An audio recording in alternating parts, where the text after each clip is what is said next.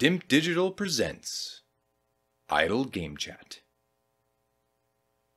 Cool.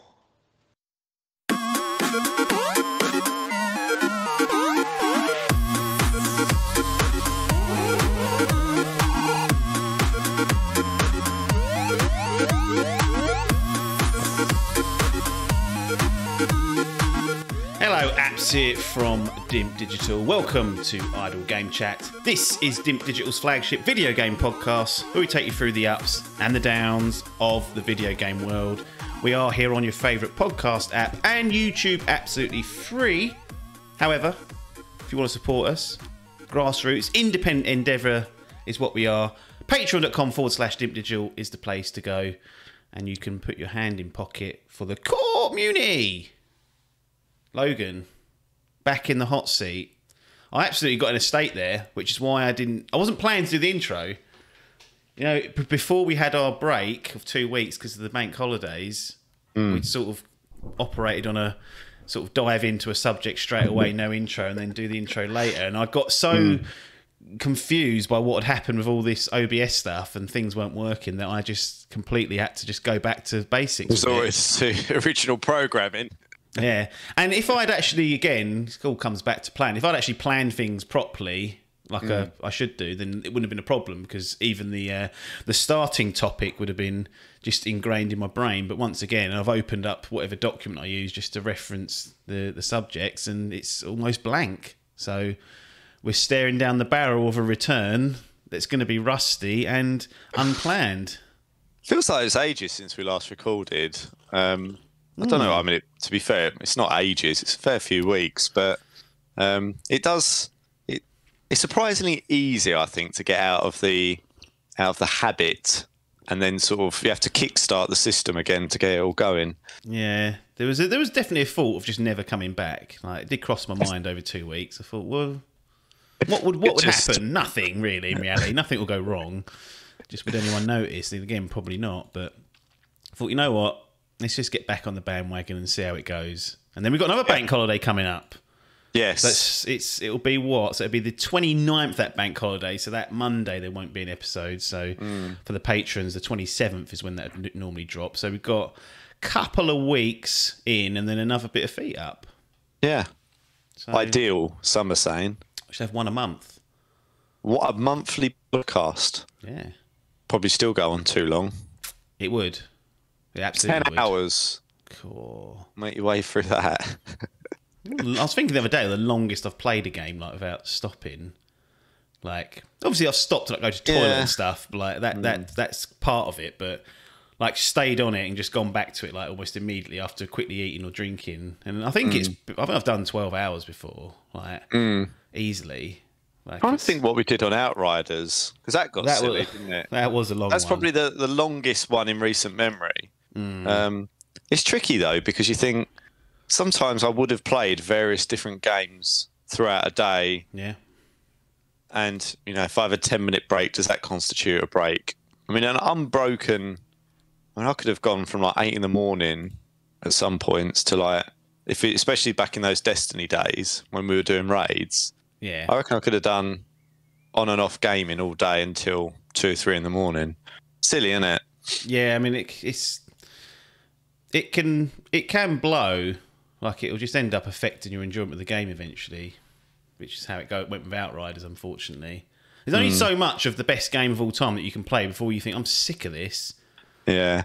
Right. I think, I've definitely learned as I've got a bit older to put things down when I ain't enjoying it, or when I sense I go, right, I'm feeling a bit fatigued. But yeah, if I think back to how much I used to grind Call of Duty 4 at times, like online and stuff, like I just nowadays would just be like, no. At the point that I feel like it's a chore, I stop. Yeah. I struggle still, especially when I get to what I perceive to be the end of the game. I think, on the home stretch, I could finish this tonight. And inevitably, because they love a rug pull, these games, it ain't nowhere near the end, and it's 15 hours. I remember one time, this is actually The Witcher 3, that's a long game. I was going on holiday the next day, And then I just got a whiff about sort of 8 o'clock that I was like, oh, I could finish this. Like, this could be done before I go on holiday, which would be perfect. And it turned out it was a rug pull. It weren't the ending. I thought, well, I can't be that far from the end. And honestly, I played it from 8 until about 4 in the morning to finish it. And in the end, I had to get up at 6 to go and get that flight. And I was absolutely blown to smithereens. It was the worst decision I ever made. Because I just rushed through that last part of the game as well and then never went back to it. So there's all this stuff that I probably missed as well. It's tricky because sometimes you do just get to a point where you just go, I want this off the plate now. Off the menu. Whether it's a good game or not. And yeah, you end up forcing it. All good things have to come to an end. Indeed. Yeah, quite right. What is the undisputed best way to start a podcast? Well, we know what that is here at Idle Game Chat. It's delay news. And it's not a major delay. We're not looking at, silly big time delays for this particular one, but it's worthwhile just checking in on Hollow Knight Silksong. Okay? Little indie title that Hall has got on his Grand Prix team and Parky has got on his main team. We got a little tweet from a chap named Matthew Griffin, who according to his marketing material, according to his Twitter, he's marketing and publishing for Hollow Knight Silksong at Team Cherry Games and something else for Mongoose Rodeo. I don't know what that is. Anyways, he's part of that team doing the marketing. Hey gang, just a quick update about Silksong. We had planned to release in the first half of 2023, but development is still continuing. We're excited by how the game is shaping up and it's gotten quite big, so we want to take the time to make the game as good as it can be. Expect details from us once we get closer to release. So that's a little nice delay from those guys. It's actually coming to Game Pass day one, Hollow Knight Silksong, and my understanding is it started off as a DLC expansion for Hollow Knight, the OG, and then has grown into a sequel side of things. I've actually got it on the Switch, the original. Never played it because the Switch doesn't get turned on. And may not get turned on even despite recent releases. But Silksong, I mean, this isn't up these are 2D Metroidvania games. It's not on your radar, I would assume. It would have gone on Game Pass though, and it will go on Game Pass. So maybe, I think I've toyed with Hollow Knight before, maybe on the OG. I don't think those sort of games particularly appeal to me though. They're hard. It's a hard game as well. It's big. Adcock, I think, got 75% through it and then didn't finish it. He made that mistake of stopping. It's one of those games, if you don't go back to it, in that time period, you're going to be under the cosh. So that was a blow for him. Anyway, expect to see Hollow Knight Silksong sometime this year. It feels like it's been teased and release dates have been coming out for at least 2 years running. But I believe someone was saying the team is like 3 people. So mad, isn't that it? might be why. Maybe they've scaled up for the sequel. Or that could just be complete bollocks. This is another thing about the internet. It's not really reliable. No, it's not reliable either, unfortunately. We'll see. We do have a handful of games to get through some reviews on. Obviously, we've got a little bit of a back... Well, it's not really a backlog. It's only 3. I thought there was going to be more since we had 2 weeks off, but some are slightly older than the other. So what we've got here, we've got 3 games, Logan. I'll let you choose the direction here. Do you want to start with the best, start with the worst, or start with the one in the middle? So I want it to start at the top, and then we can slowly descend. Get worse. Yeah. Okay, we'll start at the top. Unsurprisingly, The Legend of Zelda: Tears of the Kingdom. The reviews are out. The game is out. People are playing it. People are loving it. The critics certainly love it. As I reload OpenCritic, just in case it's changed, I don't think it will, it's sitting on a 97, which is in your team. You're sitting there. Highest scoring game of all time. At the moment, it is the highest scoring game of all time on OpenCritic. Now, we'll qualify this because there's things that need to be brought up about this. I saw news articles being written about it being the highest scoring game of all time. I was like, well, that's great. 62 reviews at the moment. Okay, the next highest game on OpenCritic is Super Mario Odyssey, 157 reviews. So let's not pop the champagne bottles just yet. Let's wait till we get 150 odd and just make sure, because there's always going to be some snide fucker that will try and jump the numbers. Yeah, they'll see. Honestly, I think someone will see that and go, "Well, I was going to give that a 9. I might give it an 8 just to tug it," and you'll get traction because it's going to be the outlier, isn't it? If you're thinking about clicks, yeah. Would you not consider that? Probably. Most overrated game of all time? Question mark. Yeah, exactly. That'll be in the review, and then you'll see like a 7 out of 10 or something, and it'll get up people's arse. But Breath of the Wild had 172 reviews, so we're a little ways away, I think, from it settling. We've seen it started out at 98 originally, but that was with 20 odd reviews, and it's gone to a 97. Eurogamer crapping on it, pulling it down one. Interesting. I think that's Eurogamer's first review since they moved to the 5-star rating, which I know you're a huge fan of people using. Because previously they used badges. They just said like essential or recommended or avoid, or there was no badge. And they've got a new editor-in-chief there, and they've decided to go for the 5 out of 5 stars system. Don't know if they're going to be using 0.5s or not. I would say they're not, because you'd think that Tears of the Kingdom would be a 4.5 potentially. So maybe they're just going to use round numbers. But no.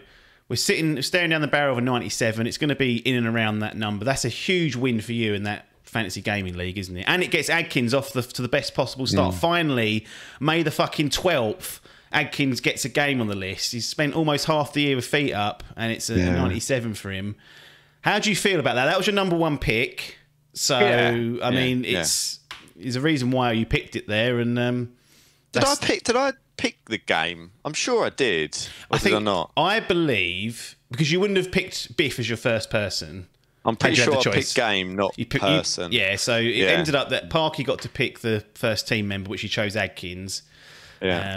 And then you got to pick the first game. So I think all things considered, that should be the top game. And it looks like that's all you can ask for when you get that position. Pick the highest scoring game of the year, and it seems like it felt an obvious one, but you never know, and trust in your gut. So it seems like it's paid off here. It's as close to a banker as you're going to get. Yes, I think it seemed that way. You can never trust these individuals in that gaming league to pick the obvious choice. Adcock obviously is a bit of a rogue at times. Biff can pick strange games. Like, everyone's capable of trying to be, I wouldn't say too clever, but not pick the obvious choice sometimes. And I just thought this one always seemed like it was going to be like low 90s at least from my perspective. So the fact that it's the highest scoring game currently of all time on the site is a real boon. Absolutely. Let's take a look at some of the reviews. What I've decided to do is change it up a little bit. You know, I'd normally sort the review synopsis by most popular. Now I'm going to pick 1 or 2 from the highest and 1 or 2 from the lowest, so we get the balance. Yeah. So rather than just being all 10s, we're going to probably get a lower rated review at some point. But IGN come out on top of the top reviews. 10 out of 10, no surprise there. They hand 10 out of 10s like they're going out of fashion. The likes of Pentiment and Deathloop and all sorts of strange things seem to get 10 out of 10s these days. So it doesn't mean as much as it probably once did. But nonetheless, Tom Marks comes along. The Legend of Zelda Tears of the Kingdom is an unfathomable follow-up, expanding a world that already felt full... full beyond expectation and raising the bar to even higher into the clouds. I mean, that Breath of the Wild, one thing it didn't feel was full. It felt empty. That was one of the key criticisms. I don't know what Tom's talking about there, but a nice 10 out of 10 there. Next 10 out of 10 we got Game Central, which, as I've alluded to in the past, the Nintendo site, this has not got the Nintendo badge on it. No surprise that it's got top marks there. An excellent sequel and one of the best Zelda games ever made. A follow-up that builds upon and refines the achievements of the original while adding many new and equally innovative ideas of its own. So yeah, if you're a fan of the first one, it sounds like you're going to be a fan of this one. Or the same, with shit bolted on top for you. Off you go. Here's the lowest review. It actually is Eurogamer, 4 out of 5 stars, which converts to an 8 out of 10, which gets people's backs up. Edwin Evans Thirlwell. Thirlwell? Thirl well. Thirlwell. I mean, Thirlwell. I can't do that one. Thurl. Sorry, Edwin van der Sar. A terrific Breath of the Wild follow-up with some brilliant new systems, amazing views, and more dungeon-type spaces. Doesn't go quite as far to say they've solved that particular gripe, but an improvement. Plus, a slightly deadening emphasis on gathering resources. Now, that last bit doesn't sound particularly interesting. I don't want to be gathering resources in a Zelda game, do I? I don't know, you tell me. Ain't my bag, is it really, Zelda? Why is it not your bag? Because this could be another Elden Ring where you just crap on it consistently. I don't know, like... Did you try Breath of the Wild? No. I mean, I'm not ruling it out, but... Let's switch some Just say, look, let's have a look. Oh, but it's just such a shit console Get the youngster involved. Isn't it? Like, it really is just a shit console to play games on. I think that is the ultimate big problem for it, is that... Well, it's handheld, isn't it? That's the trouble. It's a handheld that they've basically put HDMI pass-through to go on your telly. Yeah. Well... And I've never... I don't know. I just think looking at that little screen, even if it's the upgraded Switch Pro, or whatever they call it, yep, it's just the worst way to play a game. And to then give it a 10 out of 10 on it. It just seems... I just hate the fact that my neck's crooked over like that. Like, I can't do handhelds. I don't understand. I know it's popular. Yeah. I just really can't get comfortable, and it really gives me, like you said, neck ache. And the thing is, it's slightly too heavy. Like with the old style handhelds, you could like lay back, you could play it like that. But because it's like you're like this with it, it's like holding a book open, and it's got some weight to it. Like I don't know.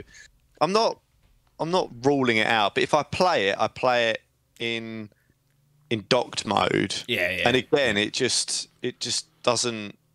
I don't know. It just doesn't make the best out of the technology that I've got. But anyway, and going back to the history of it, whenever I used to pick up a Game Boy or play a Nintendo, it's for Mario or Pokemon.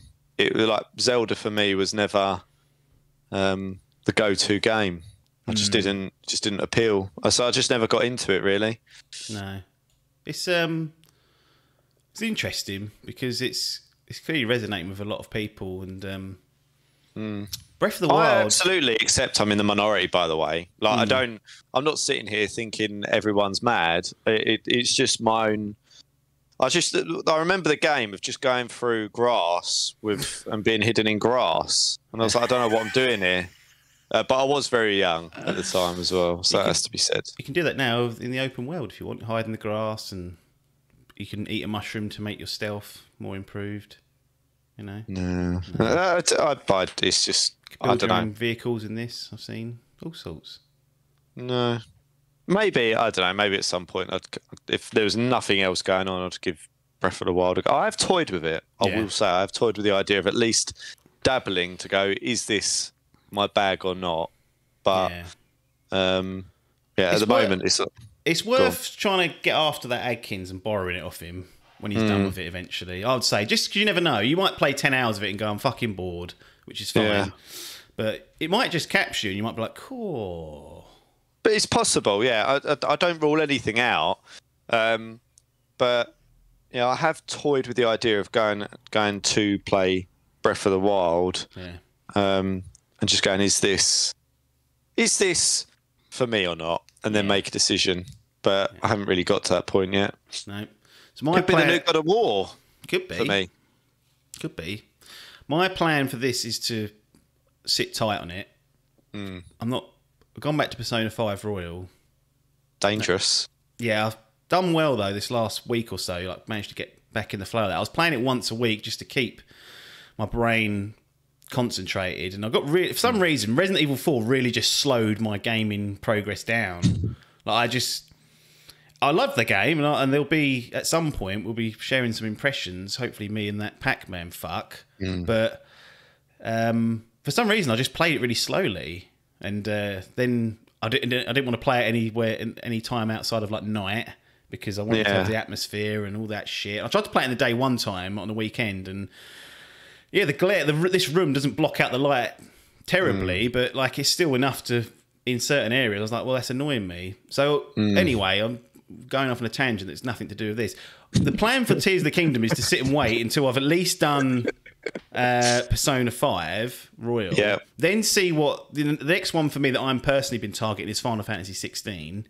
So that's likely to be the next game, but we'll see. But really, for Tears of the Kingdom, what I want to do is wait until this time next year and see if or when they've announced any sort of hardware iteration of the Switch, and see perhaps whether the next generation or whatever they decide to do next comes with some improvements that might enhance this particular game. Because I think if I can just be patient, there's a good chance that I get to play, quote unquote, a definitive version of this or a objectively better version of it, because perhaps the upscaling on the resolution is higher. Perhaps they've managed to introduce a higher frame rate mode. I don't know. But that's what I'm kind of holding out for. Which, normally, in years gone by, I'd have bought this now and tried to play it. And then I'd have bought Resident Evil 4 and tried to play that. I'd have bought Final Fantasy 16, and I'd have just been stacking up these games. So this is tough to not just dive into, even though I'm not the biggest fan of Breath of the Wild. But this new system of playing needs to be implemented somewhere, and this is a good starting point. If I can show some patience here, Switch 2 comes out, and they're like, yep, got a proper console edition coming with some bells and whistles that will pay off on a 4K OLED potentially, bundle in Tears of the Kingdom. But that's a good starter game. Yeah. That's the plan. Do I stick to that or not? That's your question, or do I crumble and just... I think it depends on the pipeline and whether that is filled up with games that you'd rather play ahead of this. I mean, I think it feels wishful thinking that this time next year we'll have a new Switch console. Oh yeah, I don't know if we will have it, but I think we'll know about it. So then once I've got the breadcrumb of, actually I'm not so convinced about that, you're right. I think, I know that... Late 2024, I feel that's going to be the... It appears they're working on something. Just through that some breadcrumbs that have come out. But I think my personal feeling would be, if there was something like that coming, they would have either held back Breath of the Tears of the Kingdom, or done it again. Or done, Release the console with Breath of the Wild, which is what they did last time. Maybe that's what Mario will be. Maybe the follow-up to Odyssey will be that. Yeah, possibly. That's due as well. I mean, that's been 6 years. What's been cooking up there? So, I don't know, it's interesting. It's kind of getting to the point of the Switch where it's starting to get a bit interesting of what they might do next. But how old is this Switch? Like the OG version? Is it 6 or 7 years? It was March 2017. So 6. So it'll be 7. Is that right? And it was fucking undercooked when they released it then, so... Yeah. It was. But the thing was back then is that we didn't have the Series X or the PS5 either. We had those Pro versions, and everyone was still at 4K, but everything was still running mostly at 30 frames per second. Yeah, 1080p, And then, since the PS5 and Xbox Series X, the 60 FPS has become a bit of a call for some people, and that's where I'm personally struggling. I don't even think this next Switch will resolve that, to be honest. But I can live in hope, can't I? That might be better. And if I can be patient for 18 months, then long term I'll benefit by just being able to jump into this game. And I think that's ambitious. Oh no, I agree. Yeah. But I'm in no rush to play it either. It's not like I'm like, you wait until Adkins starts crowing about it, going, "Oh, yeah, no." But Adkins can't be trusted, because he'll say that, and then in 6 months I'll ask him about it, and he'll go, "Yeah, it weren't that good." And then that's how it'll be. It'll just be caught up in this 97 rated recency game. bias. Yeah, same with Adcock as well. He's like, I don't even like Breath of the Wild that much because it wasn't like traditional Zelda. And then he's crowing about it. He hasn't even put the fucking game in the system yet. So you get these weird little hype things that seem to pop up. So I'm like, just think about how you felt about it, honestly. Did you really love it that much? No. So don't tell me that it's unmissable. We'll see. They're not to be trusted, though. I talk to them every game that they play now. I ask for some sort of rating to be implemented, and some of the crap that comes out of their mouth, I think, good lord, Don't trust them at all. Anyway, Legend of Zelda Tears of the Kingdom is out. It's going to be huge. It's going to suck the oxygen out of the room, so don't expect to hear about anything else in the news cycles. Be interested to see how well it ages, because sometimes there's a honeymoon period, and then after a few months, people go, yeah, that combat wasn't that good, actually. Or there's suddenly people are allowed to start airing grievances about getting fucking shot by the Nintendo fanboys. But yeah, I know what you mean. we will see for sure. Even Salmon, who's probably listening 3 weeks later, he thought Breath of the Wild was overrated. And he's listed Nintendo. I mean, it all comes out the And I'm wash getting told off eventually. for poking fun at it by him. I'm hang on a minute. You're poking the bear, though, aren't you? That's the trouble. That's true. And then they'll come out to defend it, irrespective. As they should, maybe. Yeah. Anyway, next game on the docket. Star Wars Jedi Survivor. Another game on your bloody Fantasy Gaming League. Biff this time gave you this one. It has gone down slightly. It's on an 85. It was on like an 86 earlier on, but that's still, the requirement given to you. Let's do a couple of reviews. You get to make the next choice. Do we stick to only selecting outlets that use the 10 scoring system? Or No. Okay, so here's the reviews, the highest reviews from this one's from The Guardian, so your favourite paper. Rick Instantly Lane. just fry it off. Respawn Entertainment's sequel is a huge improvement over Jedi Fallen Order and a virtual blockbuster without compromise. Not a lot of substance there from Rick. CG Magazine, 10 out of 10. Expertly expanding on its predecessor, Star Wars Jedi Survivor is not only one of the best Star Wars games to date, but a masterclass in blending genres, pacing, and emotional gut punches. And then let's find one from the lowest score. 6! No, we've got a 3 out of 5 score here. 6 out of 10. David James from We Got This Covered. Again, these are all top critics, apparently. Star Wars Jedi Survivor does so much right in continuing Cal Kestis' story, delivering the best lightsaber combat in a game to date, along with some huge environments to explore. Sadly, it's also launching with a bevy of technical issues and frame rate problems that will provide the worst experience for early adopters. Players deserve better. I like that. Yeah. I like that he's gone there and said, yeah, it's all these great things, but sadly it's launched with these issues, and therefore, rather than it getting a 4 or 5 out of stars, I'm going to give it a 3, which I think is completely fair. And that's the one thing I wanted to talk to you about of this one. We've had inside knowledge from, who is it, Biff and Adkins that are playing this, both complain about performance issues for this game. Yeah. It feels it's almost lucky to get an 85 at this stage, given how widespread it appears, and that the PC version was, and probably still is, to a certain extent, broken. Yeah. I've heard this, and I've seen some of the tearing and whatnot, and it's not insignificant, shall we say. It's pretty bloody significant as well. Yeah. But I think it's predominantly on the PlayStation side. I think from You're playing console fanboy wars. No. Now. So I'm not saying it's perfect, but I think it's worse on PlayStation, and PC obviously is just broken. But that's from what I've heard. I haven't played it. I don't know how much substance there is in it, but I think it is optimized worse on the PlayStation and then even worse on PC. But it's still unexcusable for someone like EA, right? I think it should be in a much better state, and I think that is fair and more reflective of what I'd expect from a review, to be honest, for something that has got such fundamental issues on, especially on a PlayStation at launch. What do you think about those 10 out of 10s there? Because they must have run into those issues and yet seemingly excused it, and on the assumption that the game will eventually be fixed, or maybe be fixed when it goes into players' hands. But is there a...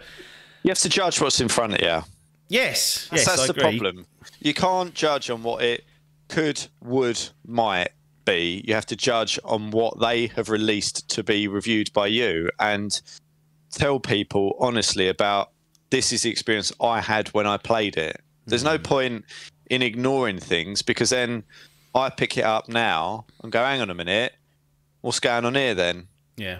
It ain't in the review. No. So it's a tricky one because I can understand if you pick it up perhaps in 6, 12 months' time and that ain't there, and you're going, there's all this screen tearing. You go, well, I didn't see that. What load of old shit. Like, I don't know what the answer is, but you have to caveat the review with saying at the time that I reviewed this, there were significant technical problems at launch, and I can only judge it based on what they've given to me.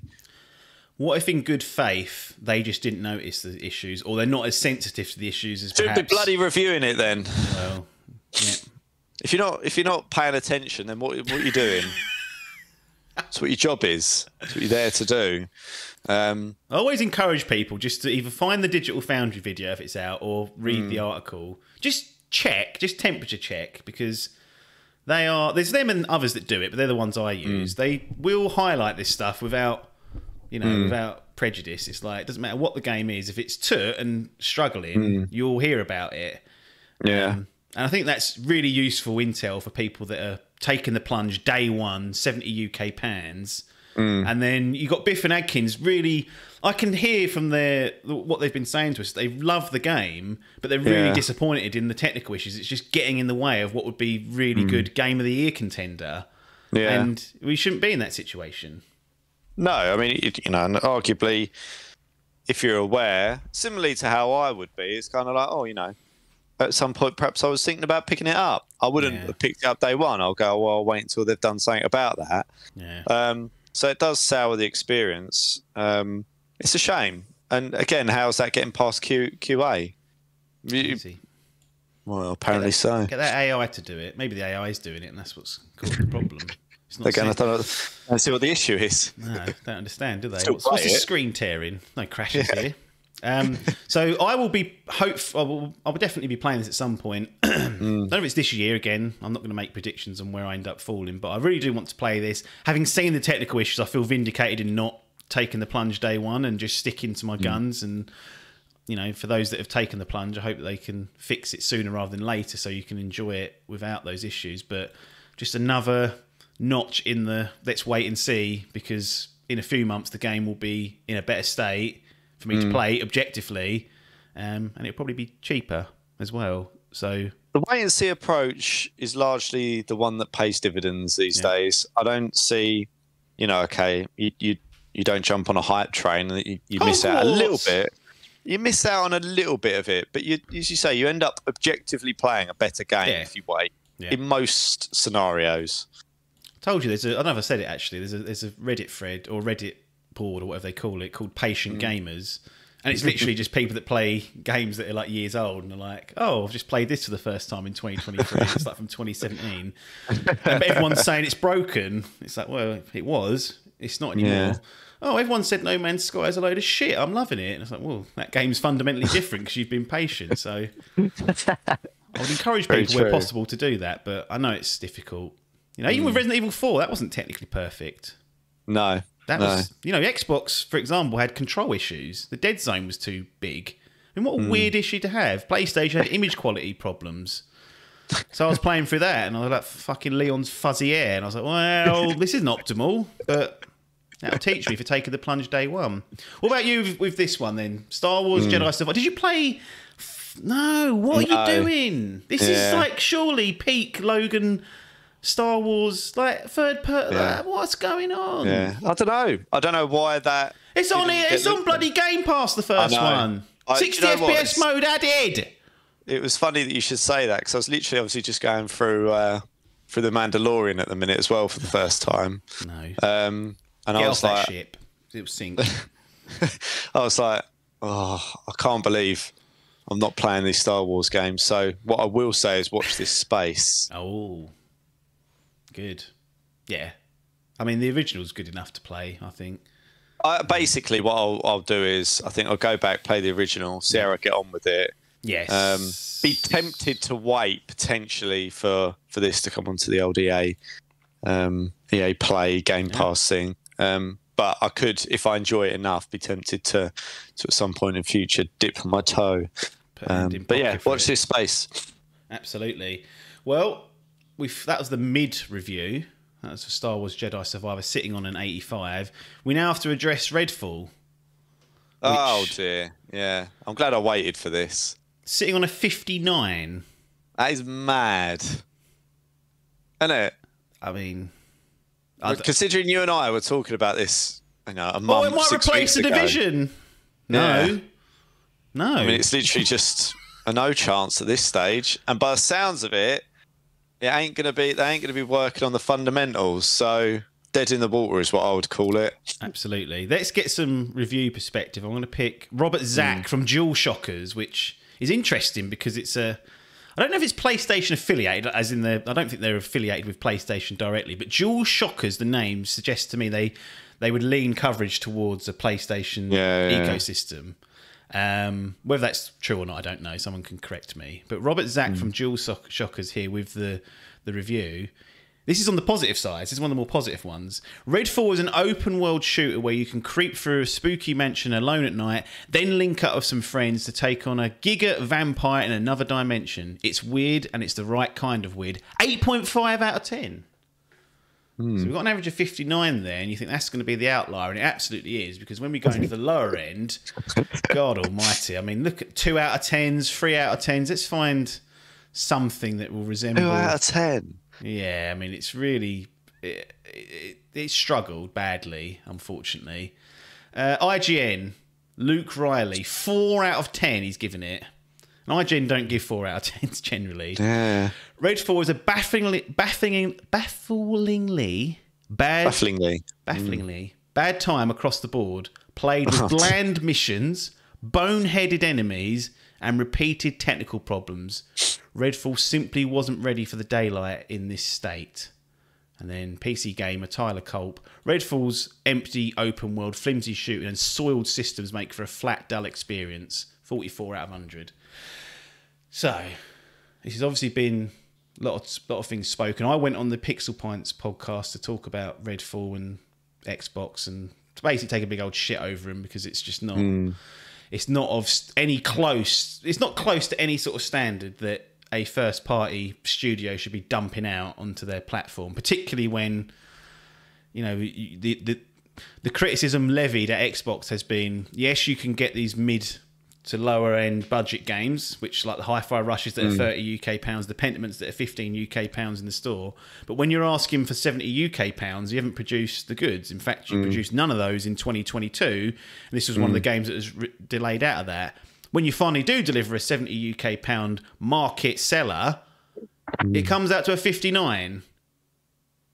Yeah. You're the Xbox man here. I've got an Xbox. But you're the one who gets the Xbox first and then gets the PlayStation afterwards.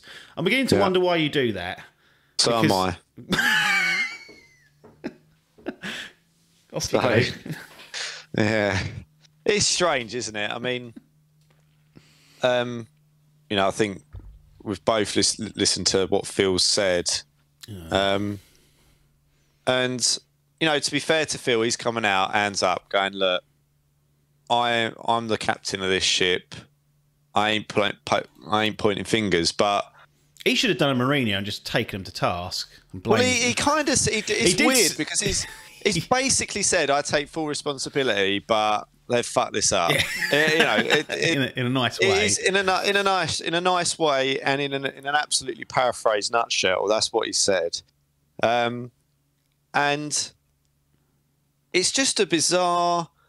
That I just don't understand what Microsoft are doing with the resources they've got in developing good first-party games, like those AAA ones. I mean, Halo was just an absolute debacle. And here's the thing about Halo, though, just quickly on that.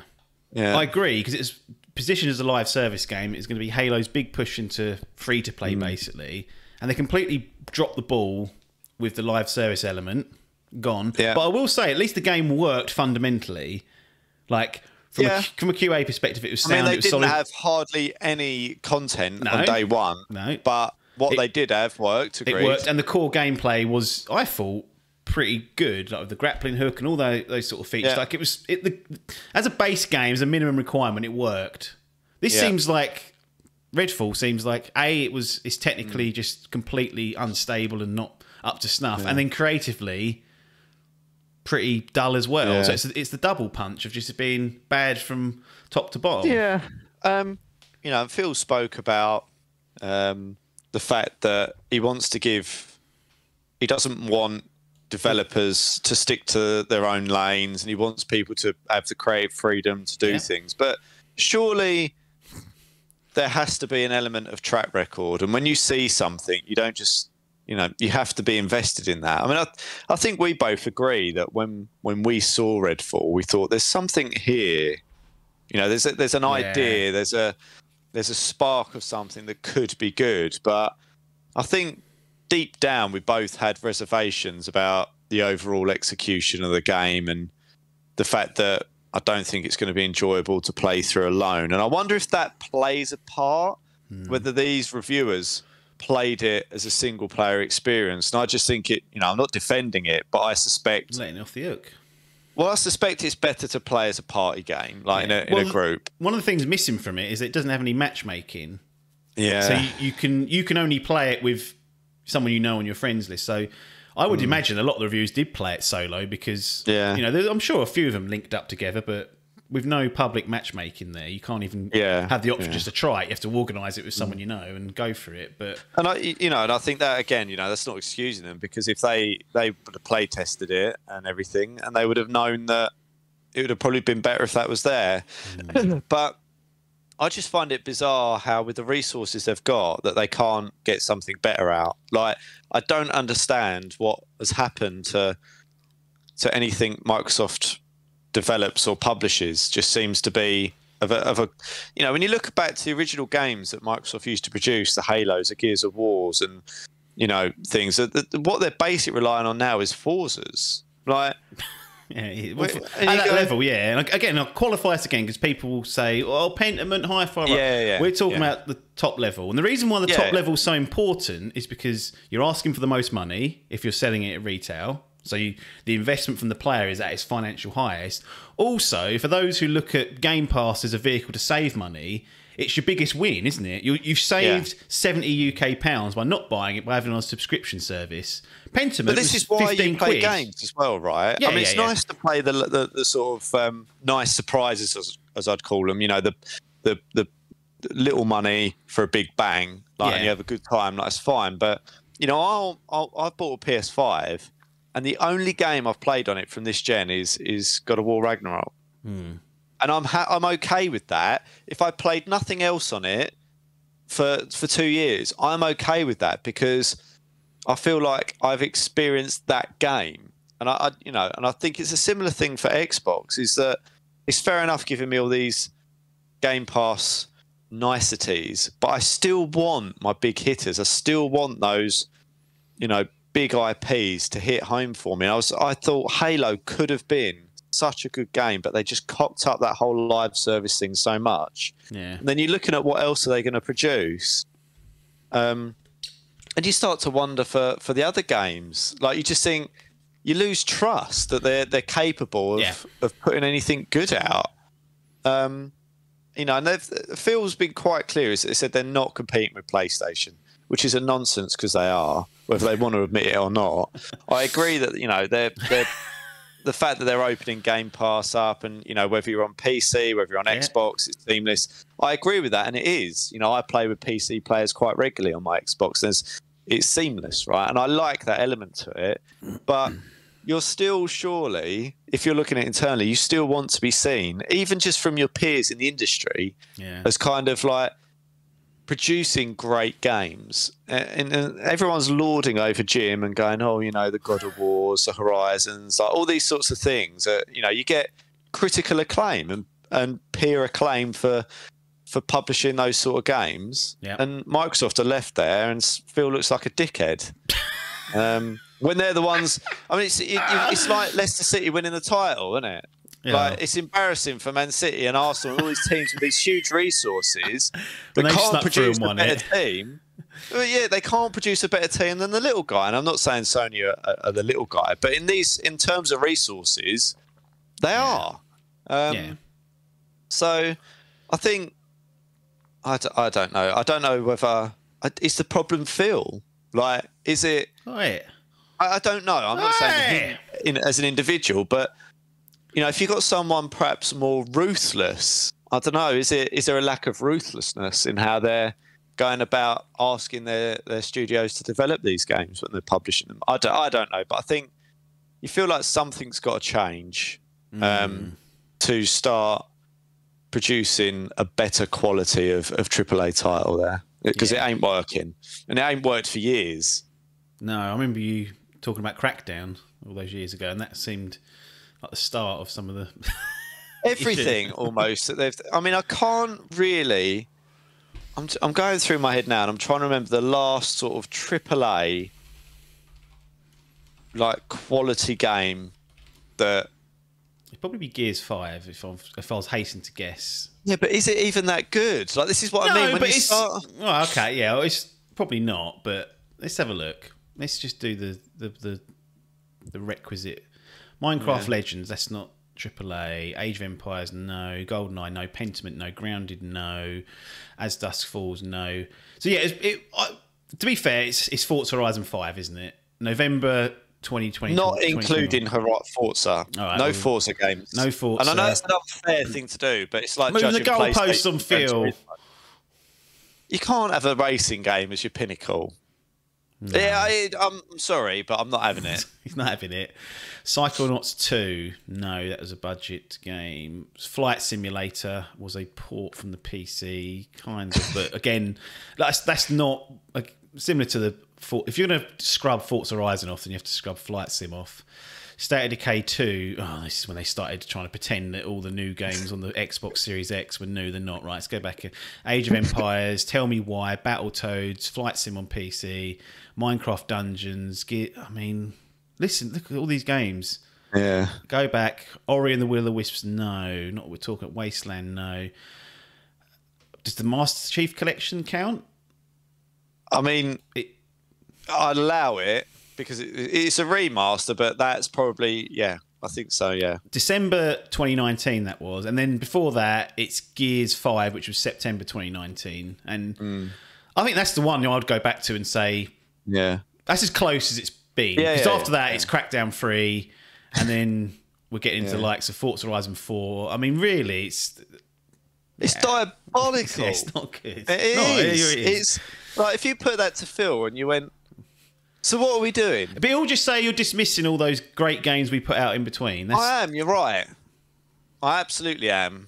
And because you'll they be mean judged. less, don't they? Let's just be honest. They mean less because they're not at the top. You're always judged by the temp poles. Top. Yeah. Temp pole releases are always going to carry more weight and water. That's just the way it is. Yeah. So that's ultimately what you're going to be judged by, I think. And you have to, when you look at that, you go, that's not great at all. And you'd even argue, we're even debating, we're sort of going, well, can you have Master Chief Collect? And even Gears 5 wasn't. I mean, it was all right, but it wasn't amazing. It wasn't one of those sort of like landmark games where you go, this is. But I feel like, given what we've had since, you have to sort of just look at that and say, well, at least. At least we got Gears 5 and going back, and that's like a mid to high 80s, which is pretty good. But 2019 really was the year for that. I know that's earlier that year that you played Crackdown 3 and was treated to that wonderful. Deary me. So yeah, I think it's a shame more than anything that's what it's become. And I think it's clear. I don't think it's for a lack of intent from Microsoft, but there's something in their execution, and it's something's going wrong somewhere with the games that they're putting out on this console. And I don't know what the answer to that is, but they've got to do something better. Well, something better will hopefully be Starfield, which is due out later this year. But does it, from your perspective, are you sitting there thinking, I don't trust them to deliver on that? Whereas if it was Sony, you'd be going, I know that's going to be. It wouldn't even be a talking point. Quality. Yeah, like it wouldn't. And rightly or wrongly, Spider-Man 2 is not a concern. Now maybe it does come out and it's shit. You never know. But track records just suggests it's not something to be concerned about or lay there worried about. Whereas Starfield, I think personally, it will be good if not great, just because they know how important that game is. Really, like, they know how important bloody Halo was. They knew they. Well, I don't think you can sit there and go. Well, I am. I'm trying to help him. but I am. Yeah, I hope please. it is. It's not my sort of game, but I just hope for Microsoft's sake that they can get something out that resonates extremely positively with the community. Because if that, I feel like if Starfield now flops, and even by flop I mean low 80s or something, I think that starts to raise real concerns over what they're doing. I think there should be an inquest if that one doesn't do well, because after that, what's left? Well, you have to start looking forward to things like Hellblade and Fable, and which are all, pie in the sky promises. There's nothing concrete. Hopefully that'll change their showcase in a few weeks. That may not happen.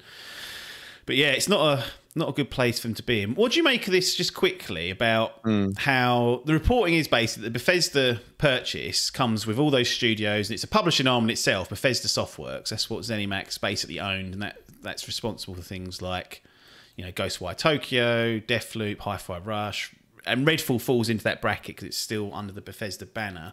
Now, the reporting that came out was that actually Microsoft don't have hands-on, they have access, they own them, but they don't actually go in there and start meddling or asking about stuff. And that's perhaps one of the reasons why Redfall flew under their radar, to steal a quote from the Windows Central article by Jez Corden. How does that sit with you?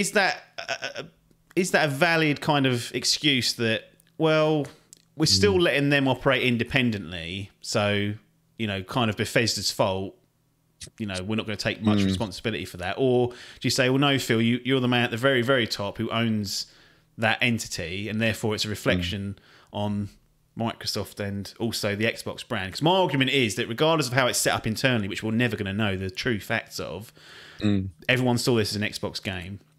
Everyone saw it as a Game Pass day one drop, an important game in that calendar, and therefore the good and the bad that comes with that goes towards the Xbox brand. You don't sit there and go, that's Bethesda. No, it was marketed on the Game Pass, from the very get-go as a big title that's coming to that platform. It closed the Xbox/Bethesda showcase 2 years ago. It's like their main event thing. So my view is that it's all part of the same team, and you own it at the end of the day. But do you think there is a little bit of, are we unfairly treating Microsoft and tarnishing the Xbox brand with something that Bethesda probably had most of the control over? Well, I think I don't think it's unsurprising when you look at the size of the net that Microsoft have got there. Like, it's probably difficult to say they should be actively engaged with absolutely everything and everyone and have oversight to the nth degree. I think that's probably unrealistic. But I think how they understand what's being released and how they actively engage to go, is this good enough for what we want and expect? I mean, arguably, if it's one of your big titles, you want to be making sure, right? I think that's where I would be aiming it. It's kind of like, right, if we're pinning our hats on these Halos, Redfalls, Starfields, and all these sort of different games as our AAA kind of launches, I would want to make sure that I'd have more oversight over that. Whereas the smaller, quote unquote, less high profile releases, you could probably give a little bit more leash to, but I don't think it's good enough. And to be fair, from what I've heard with Phil, he still puts his hands up. He's not pointing that many fingers, but I think it's unfair if he'd be sitting there sort of lauding the critical acclaim if it went well. That's my argument. Like, look at how much credit they got for Hi-Fi Rush. That wasn't assigned to Bethesda. We didn't say, well, Bethesda Softworks, what a great... No, we went, Xbox have released a little critical dial in there, shadow dropped it. So if you don't want to take the bad of Redfall, you can't have the good of Hi-Fi Rush, and then you can't have the good of Starfield if anything comes of that, which is one come one all. We all know that they own it. They paid the $7 billion for it. Yes, they're trying to merge two very big organisations, and there's going to be, you think there would have to be some level of structural change there for that to work, and that takes years. We've been part of big corporations ourselves, and you know how slow things can move. Yet you can't pick and choose what you're going to stamp as an Xbox win, for lack of a better term, and an Xbox lost. Like, it's all one and the same to me. It has to be. Just for simplicity and for accountability. Otherwise, it's like, well, hang on, who's really to blame here? The ultimate parent has to take responsibility. Like, it's the way it goes. You can't go all with it. It is so. It's like, you're the one that's in charge. You're the one that takes the profits. You're the one that does everything. You can't then go, well, we trusted those guys to do it. Well, don't. That's your failing. Yeah. Whether you should or shouldn't, that's, neither here nor there. It's ultimately Ed's role. Someone's got to be accountable for these things, and the ultimate parent in Microsoft is the one that does, good or bad, right? So yeah, it's a huge disappointment. I don't think anyone likes to sit here really, unless you're a blue blood, kicking. I've got a blue T-shirt Microsoft on today, so was that subconsciously done? So I've got a green version of this top, which I could have put on. I think I'd be real pissed if I was Phil. And to be, he looked fucking pissed. He looked just distraught almost. Broken. If anyone hasn't, I really enjoyed the interview. If anyone hasn't seen that on Kind of Funny, then it's really worth 45 minutes just to. Cause he's very candid, and I think almost probably too candid. And you can tell he's pissed, and he's like, "This isn't what we don't want to release these games." He said. Redfall was mock reviewed, it was internally tested, and these aren't the responses we got. So just on the mock review, like he said, it was double digits lower than. Sorry, the mock reviews were double digits higher than what ultimately came. And I think when he said that, it was about a 61 or 62 at the time. So is he saying that it mock reviewed at a 71 or a 75, and they went, yep? Because that's even still a low bar to say, yep. Yeah. Like, I suspect that they got 8 out of 10. Well, who are these people that did that? I don't know. I don't know how far off they can. Like, surely it's unusual to be for the bar. Considering how broken it is as well. Maybe it came with the caveats that this is technically broken. What I will say actually is that there's definitely. And I'm not going into the weeds of this too much further, but there's I think the thing that kind of turned us to into thinking it might be something worth diving in on was when the previews came out. The media had hands-on previews, and they weren't nowhere close to being negative like this on it. It was fairly positive. It's like, this has potential.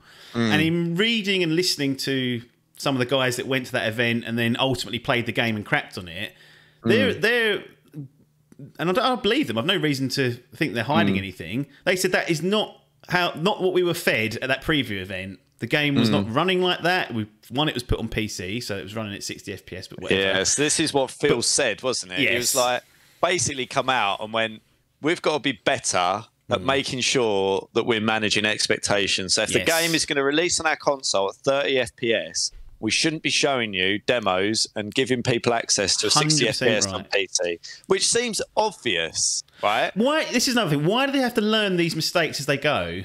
No, but why is that not obvious? Like, it's such an obvious thing to do. Like, show me what I'm going to be playing, so that when I come to play it, I don't go, hang on a minute. Like, it's such a bizarre. Like, why do you want to try and drum up some sort of level of interest and get people on board with something when they're clearly going to realise in future that wasn't the same? Like, it's the whole thing is just baffling, isn't it? And I'm sorry, I didn't mean to cut you off mid-sentence, but I thought that was a really good point. It's kind of like, you're showing us something, and then what you're delivering is different, and you're not expecting us to notice or call that out. Like, bizarre, isn't it? I thought they could get away with it, but yeah, I mean, that's just one thing. But the people that went to the preview event say that it didn't play anywhere as close to bad as this. So whatever they served up, it wasn't close to what they had. And that's, this, as we said before, right? That jump between 30 and 60 nowadays is like really noticeable, because 60 has become the default, and a constant 60 has become kind of the default expectation now to play games. Playing something at 30 seems like a downgrade, and that goes back to our initial view around Tears of the Kingdom, right? Like, do you wait for something that plays at a higher frame rate because the brain has become accustomed to the bar's been reset? Yeah, so, it has been reset and redone. And the thing about Redfall is that actually, when you look at the response, the 30 FPS is barely mentioned because everything else is just so bad. Like, it's It's mad, isn't it? Fucking Yeah. absolutely. This is an awful product. Yeah. And, you know, they're going to show us a showcase in a few weeks. And really, the main damage that this has done for me is, one, I'm not going to play the game, which is fine. There's a lot of games that I don't play. But two, I really don't give a fuck about what they show now. It's like, we're going to have to just wait and see. And I know people are going to start clapping and going, oh, look, they've shown. I feel like it's going to be a really interesting showcase. Like, it's going to show lots of stuff and people are going to be like, oh, they're back. I'm like, no, they're not. Wait until they fucking release the game. Been here every year. Been here every year since 2020. Since this, and that's, well, I would go back further personally, but let's say from the start of this generation, when you release that console with no software, that was the fucking first warning flag. What's going on here? Yeah. I like to play Assassin's Creed to get use out of the Xbox. Honestly, like, I don't know why I would ever buy an Xbox day one. Yeah. Or PlayStation. It's getting to that point. It's getting to that point now on both sides that unless there's something I want to play that's unique to that platform, there's no point in me getting it. Like, it doesn't. It's been sitting there a lot of the time, waste of money, collecting dust, aren't they? I know, terrible. But yeah, they're going to show us a lot of exciting stuff, and people are going to get excited and whatnot. I say, let's just wait for the video games, It's not the showcase awards, is it? It's like we want to see what the video games play like, not how you've marketed. Because even Redfall looked interesting at one point.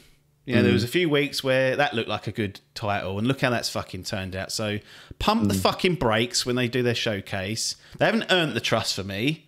No. And they're a long way off earning it, and it'll take a consistent cadence of delivery of high quality top tier games. One or two a year for 2 years in a row might do it, but we haven't even got one yet. So we'll wait until September until we get the first one for this year.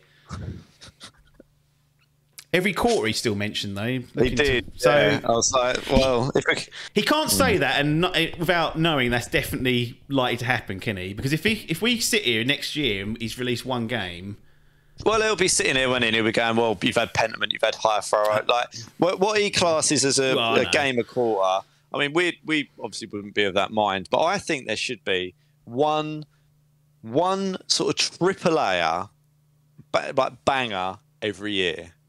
Yes. Yep. Minimum. Like, yeah, that's fine. Say minimum. Like, that's good enough. Yeah. And they haven't done one for 4 years. No. And you could even argue whether the ones that we've highlighted in 2019, what we'd class as bangers. I think that's up for debate. So I think there's a hell of a lot to do there. And to be fair, you know, is that and I know we're probably running over. Is this because PlayStation have set the bar so high? Like, yeah, it is. Is that unfair? Is it unfair? No, it's not unfair because that's what's going on in the market. The market is that, for better or for worse, whether you like their games or not, there's something about the big AAA Sony games that capture the imagination of fans, the critics, and whatnot, and it dominates the kind of talking points of what goes on. And that's anything lower than that is always going to be like, well, what's going on over there? Why can't they do it? Because Nintendo seemed to have a good hand on doing it. 97 we're looking at for Tears of the Kingdom. So it's not like it's not an impossible bar, and you don't need a 97. You just don't want 59s. Let's just start and get an 80. Let's just start Phil off on the training wheels and say, if you can get Starfield to an 80, we'll leave you alone for a few months. Yeah, fair enough. Yeah, and then we can build him up from there, maybe. Let's see. Maybe that'll be the approach. Anyway, we've got some impressions coming. I don't know what it's going to be. There may be something recorded later on before the editing process takes place for this that will allow for a recent game to be put on there, but I don't know. If not, you'll be treated to a surprise. As I like to say, you know more than me as you look at the show notes as to what game we're going to close out for. But from Logan and myself, we will see you on the other side.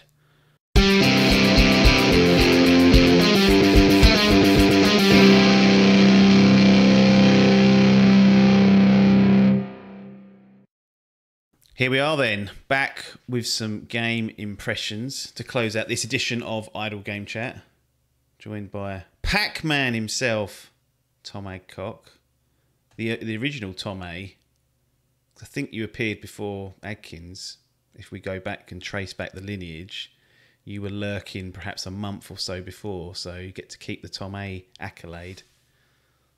Your memory, you won't remember that, will you? There's a little cat for the video viewers. This is why people should watch on YouTube. They're missing out on a cat. I don't know which one that is because he's got two now. He's becoming a bit of a staple, isn't he? Loves it. But we are here to talk about Resident Evil 4, the remake of one of the classics. One of the best games ever made, people have said, although that's been blown away with new releases from Nintendo, seemingly.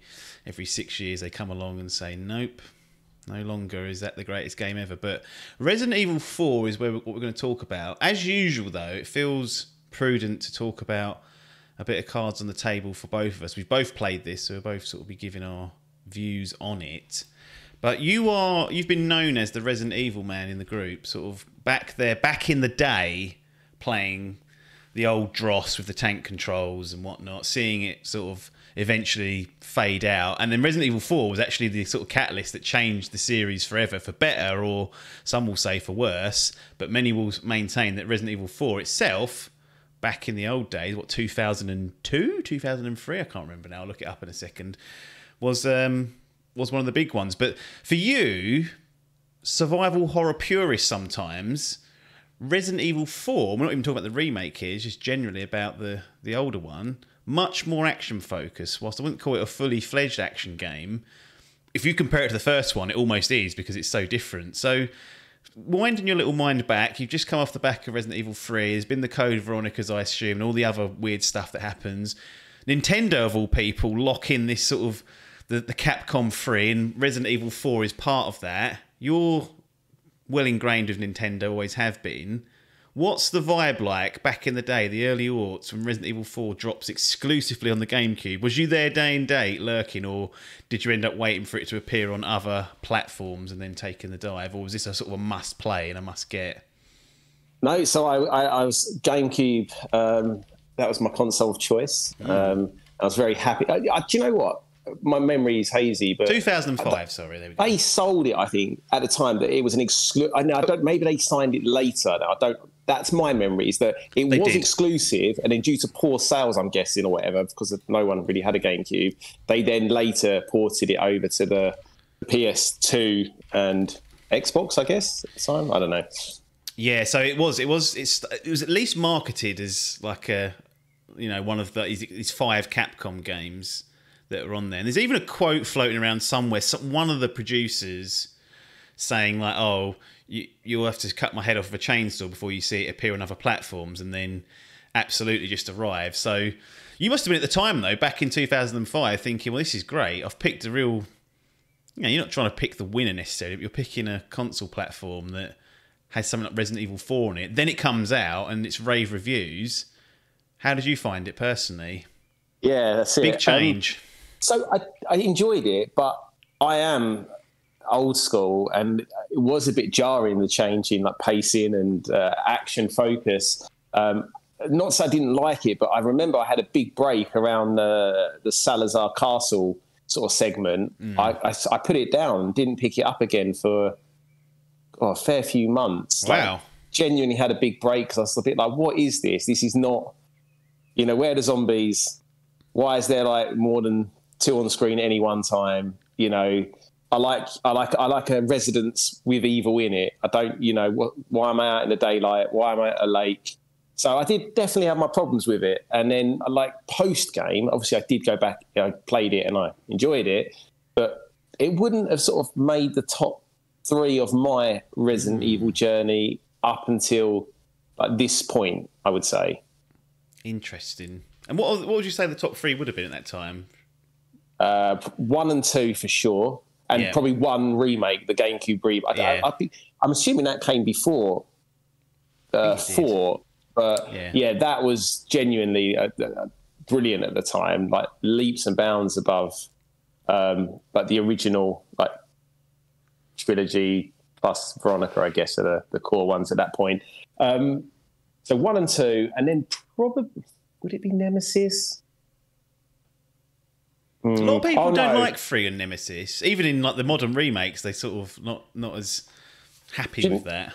It would probably be 1, 3, and actually I get confused with the more recent ones. It's 6, the one in the reboot with Ethan, or is it 7? 7's the reboot.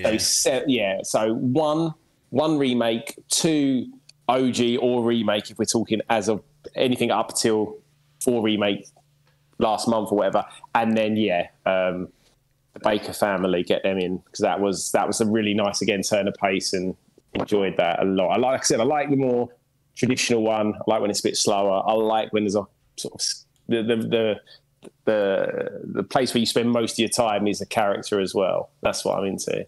Yeah, absolutely. So, looking at Resident Evil 4, this remake, how much memory do you have of the original one to kind of compare and contrast the changes they did or didn't make? Like, because that old brain of yours we've spoken about before, I don't know how recently you've ever dived into Resident Evil 4, maybe not since 2005, so it may well have been, almost 20 years at this stage that you've gone back to it. But do you have a grasp on how much has or hasn't changed? Or did you even look at here's the comparison of the two just to refresh your memory? Because I actually didn't do that. I felt like I probably should have done, but never got round to it.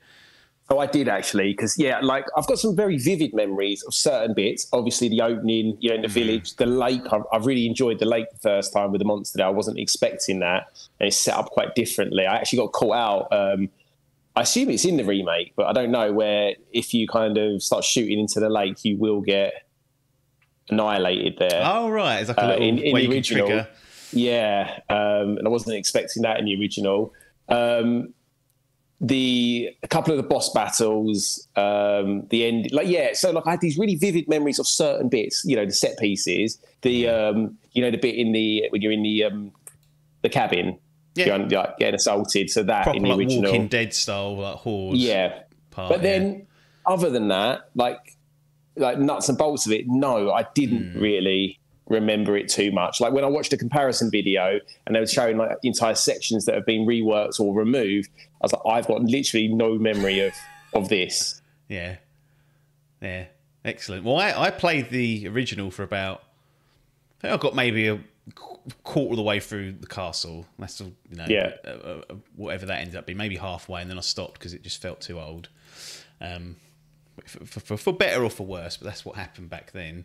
But I was always thinking, I should have really just gone back and finished that, because there's not really a chance of it getting redone in any significant way. Then we got Resident Evil 2 and 3 remake, and I was like, well, we're on to something here. Then Resident Evil 4 has appeared, and I was happy to sort of go back down into it. In terms of story, now I don't think that's necessarily Resident Evil's strongest point across the entire series. It does have just this campiness to it. Like the originals in particular are very cheesy. I mean, I don't even think you could get away with that nowadays as a joke. Like they're pretty poor. I actually thought this one's good. It straddles the line quite well of like being a little bit campy, got a little bit of serious in there. Leon's just a massive sort of geek who doesn't seem to sort of understand anything that's happening around him, but still this absolute powerhouse that can just make it through all these ridiculous areas. The different kind of characters you meet along the way, they're always incompetent as the last one, but they're still good and entertaining. How did you find they did it on the narrative side of things? 'Cause I don't think it's necessarily something you'd hang your hat on, but it seemed like it was a good vehicle for the setting and the overall structure of the game, in that trying to take a more serious approach probably wouldn't have worked either. So going down the sort of light-hearted route, and it's not completely light-hearted, there's some horrible moments in it and whatnot, but just the way the characters are kind of written and their dialogue is, I'm assuming it's purposeful, but even if it wasn't, it for me it felt like it fit right with Resident Evil 4. Yeah, I think the originals were they were literally meant to be like B-movie, so bad acting, bad dialogue. Were they though? Well, they kind of carried that through, and I think some awful translations from the Japanese one, voice acting. But I always think it was meant to be that way, and they've carried that on. And I think they've done a nice job here, because I think, as you say, for a lot of people, this is top tier game for them, 1, 2, or 3. So to change it too much would have been sacrilegious. So, but then I think the old one was super campy. Probably wouldn't get away with some of the lines, from what I understand now either. Also, there's the thing around like Ashley. I think she's the same age, but they kind of made her seem younger, and therefore any of the flirting that was taking place on either side seemed inappropriate. But what I remember is everyone in that game was super horny. Like the dispatch lady who's like trying to talk you through it. I think Leon was sort of trying to get in her knickers as well. Yeah, he was up for it with anyone. So I think they've dialed that back a bit. But I mean, compared to the games that have riffed off this, I guess, since and how serious and grounded some of those are, this is still very light-hearted, campy, cheesy, but in a good way. It kind of sets it, it's a different tone to those. It's good that they've kept to that. Yeah, absolutely. I mean, the mission is you're going in to rescue the president's daughter, which is just an absurd scenario. Like, one-man band. Just sending one guy in as well. Yeah, who, I don't know, I mean, he survived Raccoon City, as we know, but what's his accolades throughout the years? We don't know. They've got no idea what's going on in that village at first. No. Like, why is he getting sent? No recon, nothing's being sent in. They've just gone, meh. But, you can pick holes in the plot all day, but I do think it serves as a good vehicle. It's not going to, it's not going to give you the God of War or the Last of Us vibes in that sense, but for Resident Evil 4, I think it works well. What do you think how they did with the technical side of things? Completely, as you mentioned, rebuilt some sections. The game, for the most part, I think looks gorgeous. There's a little bit of a soft image, at least what I played on the PS5. It's a little bit soft, and it didn't feel 100% smooth. I felt like there's a few little stutters here and there. So I'm a little bit concerned going forward with this RE engine. Has it got the guts to do like a PS5 and an Xbox Series X only game? Because this is on PS4 as well and been sort of up-ported. But how did you feel like they'd done on the presentation and the technical side of things? Did you have any issues, any bugs or crashes, God forbid? No, nothing like that. And obviously probably the wrong person with the old eyes to be looking at tears and you were looking at Tears of the drops. Kingdom saying it looks 4K to me. I was like, well, we know that's not true. Yeah. But yeah, no, it looked great to me. It's a fair point actually. I forgot that it was still cross-gen and that they're yet to actually do a full-on. And I guess the RE engine is quite old now. It feels like it is. Yeah. I don't know when, and I don't know, but yeah, I thought it looked great. And then to be honest, going back to the previous one, my God, like so dark, so muddy. It's true. My God, that is one thing, like in a still image, when you see a screenshot, you're like, oh yeah, that is a good looking game. But still, it's not, man. It fucking hell. This is like, basically, these remakes are brilliant because they in your mind, or like my old mind, I'm like, oh, the original looked like this. It's only when you then do a comparison, you're like, Jesus Christ. Yeah. So, it's just that modern look to something you kind of know well, or for a lot of people, they would have known really well. But I personally thought it looked really nice. So according to the old Wikipedia, RE engine originally designed for Resident Evil 7 Biohazard. This has been used in other projects, so that dates back to 2017. But no, I think this looks great for the most part. This is more of a flag for future games and how scalable that engine ends up being. I think for Resident Evil 4 it was generally fine. I didn't have any crashes or anything like that. It was pretty clean throughout the game. There's a few fumbles I think they had, probably more on the control side of things, but we'll get to all that. But generally, it's a really super good looking game, like in 2023, and you play it on PS5, Xbox Series X or PC. I'm sure it looks great even on the PS4 and Xbox One for whatever they are. No complaints from myself really there. Let's get into some of the game mechanics and the actual gameplay itself. How did you feel about it from a 20,000 foot in terms of what you played and the structure and all the different things that sort of make up this game? We've spoken a bit about the story and the technicalities, but more about when you're actually moment to moment roaring around or trying to roar around as Leon, and perhaps not, because he's a bit of a, I don't know what happened in Raccoon City, but it's made him a bit slow in his old age. But how did you find the moment to moment gameplay in this? And was it, so you preferred the old school Resident Evil. Now we had Resident Evil 2 sort of bring the old school survival horror back. This keeps in with the Resident Evil 4 sort of more action based. How did this all come together for the remake of 4? So funnily enough, I'd literally finished, as I think you know, with the back end of Last of Us 2, and I literally finished that in the morning, and jumped straight into this, and I was like, "Fucking hell!" Leon moves like an absolute pig still. Like, it's crazy, isn't it? Yeah. Like, obviously, you haven't got that mobility or that flexibility you've got in those games that are just like really responsive. You can obviously similar sort of vibe as well. They're going for, aren't they? Like, it's, and then you sort of, if you want to bring the story back up again, it's like it's not even like I don't know. Those games really are. I think they're not underrated because they're not, but I think some people dismiss them when you compare them against not a like for like, but something in the same wheelhouse. You're like, yeah, there are still levels that these games can get to. Sorry, go on.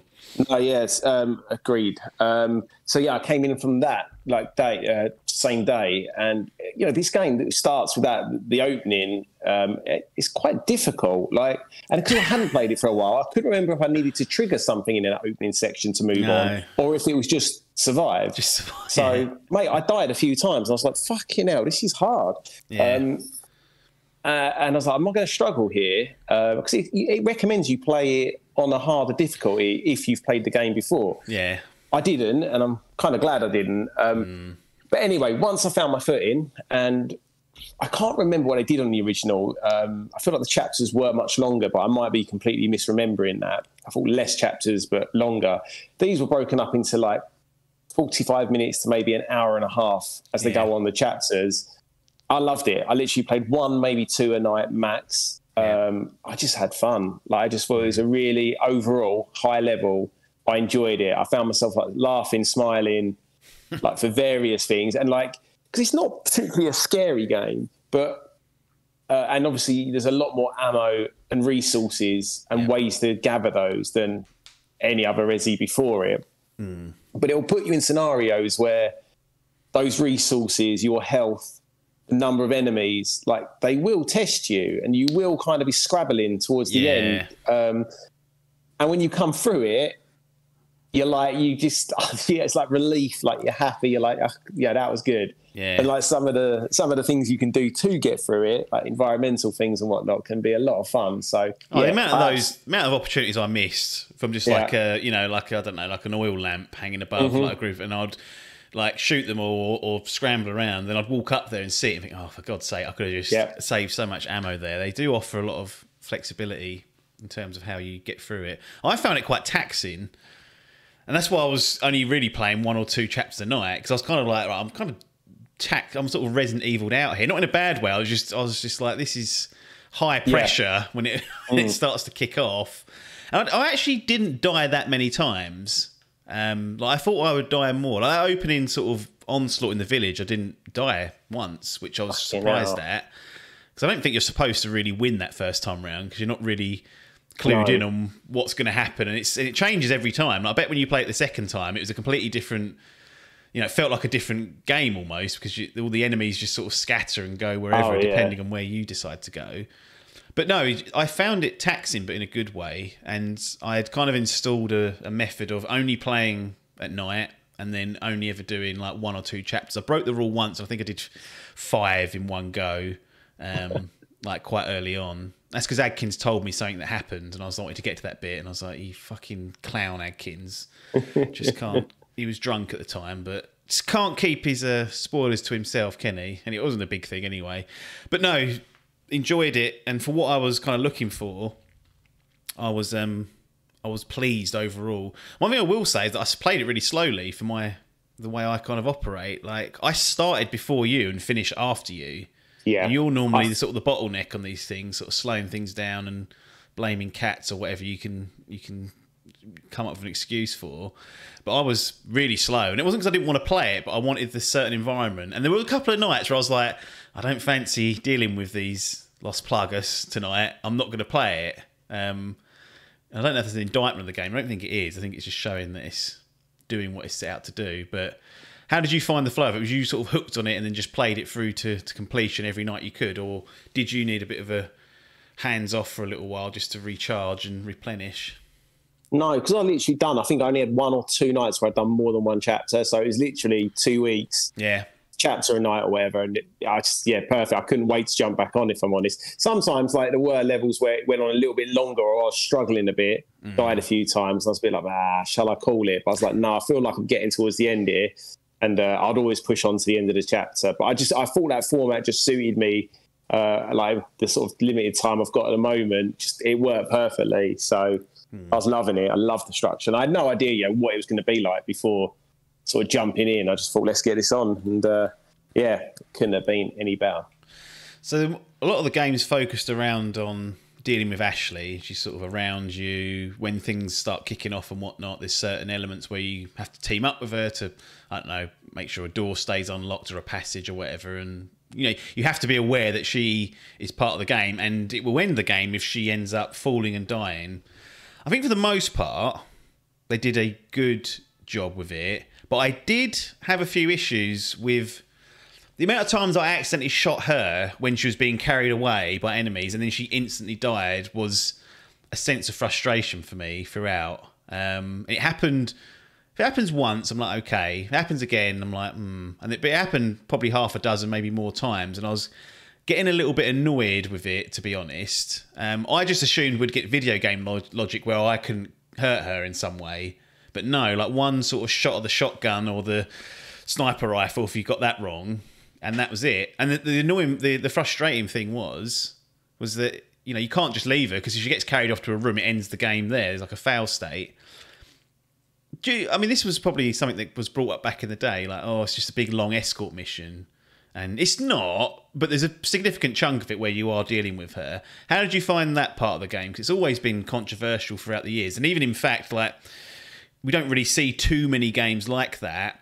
The Last of Us is probably a modern example of that, when you're Joel and you've got Ellie with you, but she's kind of immune. And then you've got things like God of War, which is Atreus. He's actually an asset rather than a hindrance. How do you feel this old school method of, she can die, you can kill her, you need to be aware of her, played out in 2023? Yeah, so she comes into it earlier than I thought, and she's in it a lot. Once she's here, she's here. They do split you up a few times. But as you say, the whole game is essentially find her and then escort her off that island. She's there for the whole duration. I had similar issues like with the killing. I think in one, I can't remember what I did. Basically, it might have even been the first time I realised you could kill her, and there's only one enemy left, and I was kind of just fucking around. And I think I might have shot her even on purpose, only then to have to restart that entire, influx. And it might have been, where was it? It was somewhere difficult. Might be that, the room with all the water and the fountains. Goes on and on. I think it might have been there, and I was livid. I was like, what have I done? The only thing is, I'd find once you what I found is anytime I died, and it was going towards the end of one of those kind of ongoing ambushes, the next time I'd pretty much always do it. I'd realise where I'd gone wrong, where the resource management is, where they're going to spawn from, and exactly. Yeah. So I did have issues with that. I also, any small issue, there's certain bits where I swear, I think we spoke about this when we were playing. It feels like they just spawn enemies behind you. You check, you're like, I'm clear. And then you're dealing with Ashley, you're watching her wind a cog or something, and you're like, right, no one's sort of near her, I'm good, I'm going to run over here and grab some bits. All of a sudden there's 3 enemies behind you and 2 on her ass as well, and you're like, right, how's that happen? It definitely cheats, and just I'm almost certain it cheats and puts enemies where they weren't before, because there's a little hut that I went into, one guy in there, one fella, I don't know what he was doing, I just killed him. I think he was banging his head on the floor, actually, and I thought, I'll sneak up on him and stealth him, but he got up and heard me somehow, and I was like, well, that hasn't been programmed in for that particular one, is it? It's a trigger. Anyway, I killed him, the hut was clear, I climbed up the ladders to go on the roof of the hut, and I hear a load of noise. I look down there's 5 guys in the hut, I'm like, well, there's no way they were anywhere, they weren't hiding in any of the closets, they weren't hiding in any of the drawers, and I was like, it felt a bit cheap at times. Yeah. And I was like, could you have not been have a bit more imagination about how you kind of put more enemies in, even if they just come walking off onto the environment from somewhere. I suppose I don't want you to just pick them off from range, but I did find that cheap. And I know it's survival horror. Well, if not, it's kind of more of an action game than survival horror. But I know it's trying to give you that sense of dread and catch you out. But I'm not happy when things do that. I always think of like even in the Callisto Protocol, like when those things appeared in the vents, they came out of the vents, and it's like, well, they can come from anywhere. Then kind of gives them the option to spawn them in. But these guys were just literally teleporting in from God knows where out of the floor. Maybe they were doing what Link does and coming up through the ceiling or something with his new ability, just appearing. That was an annoyance. Another thing that annoyed me was I think the overall control scheme feels a bit clunky, but I'm okay with that for the most part because, you know, the setting of the game. If we're going to defend tank controls, then this is, you know, something that's 10 times better than that. He is a slow bastard, but the executions or the stabbing that you can do with the knife when enemies are downed, I never understood when I was able to stab, when I wasn't able to stab, when I should kick. It just never quite clicked for me, and it always felt slightly awkward. I'd sort of be at an angle, and it sort of just teleport me in and do the animation. I was like, that was a bit clunky there. Yeah, especially when there's a lot going on. Yeah, I would find that rather than do the kill, it would just swing a knife at him, and that would just then like prompt him to get up faster. And I'd be like, for fuck's sake, yeah, it is a little bit clunky. It's a good way to say. Like nothing major, but yeah, in a game with quite a lot of polish, it just seems they kind of couple of bits there that they missed the boat on a little bit, and you're like, well, why is that happening? Did you play the free remake? Yeah. I think the game could have done with using that dodge. Because there's just so many enemies, it would have been better suited in that game than this. And I know it would have fundamentally changed the game in some ways, but you know that dodge, you know, against the zombies in 3 was useful. And because you're just overwhelmed a lot of the time and crowded out in this one, it would have been nice to have some sort of counter. And you got more bullets as well, so the lock on afterwards to sort of get a critical hit would have been nice. But you know, Leon's still struggling with sort of the basics of just being an active officer and a secret agent of whatever he is. I don't know what his job title is, but doesn't seem as physically fit as I thought he might be. No, I think that's a good shout because you've got the parry with a knife, which is pretty much you can almost parry everything. So just having the dodge wouldn't have really changed too much, really, because that does get you out of a lot of that parry. Also, what I love they've kept in suplex. That's his go-to move. Yeah. I only did it about 3 times in the whole game. Like it's ridiculous. But I was pleased when I finally did one. It was quite late on. I was like, oh, it does exist still, but that's surely not the most effective way to deal with these people. But I'm glad they did keep it in. It's funny. One small other minor annoyance I had is that in the cutscenes, which I don't think they're pre-rendered because it shows with different outfits, and if you get the body armor eventually, that comes up. He always uses the stock starting gun that you had, and I was like, that's sitting in my storage. So how's he got that out? So little Ronnie Brain there wasn't happy with seeing the gun that I hadn't used. I understand why, because they would have had to animate it for all the different gun types, but I was a bit like, sloppy. Yeah, that is a little bit sloppy. Anything good or bad that you wanted to mention about Resident Evil 4 Remake before we go into the formalities? Anything else that sort of stuck out, whether it was a positive or a negative, or just an observation even? I just think positives, like the scope of this game, like the things it has you doing, the areas, like when you think of like the initial, like the place, the castle, the Indiana Jones minecart ride is ludicrous, but a lot of fun. I just think as well, I know they've had misses with this series, but I just think they've done overall a really good job of like reinventing it, changing it. Since 7, they've really been on a bit of a roll, haven't they? Because they've done the remakes and the Village, and then this as well. Yeah, I like the kind of two tone of it. The fact that you've got the sort of the main entrance now, which are the first person, although potentially at the end of that kind of little thread, I mean, I guess they've got one more to go at least, but potentially, don't know where that is at and what they're going to do next, and then these remakes. But I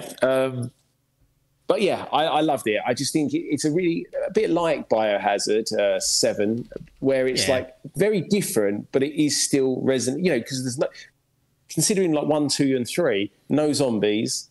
No. You know, no tank controls, no tight corridors, wide open spaces, massive amount of enemies, on rails bits. You know, in the original there was a lot of quick time events. They've kind of been cut for the most part now, and you know, retconned a little bit in a good way.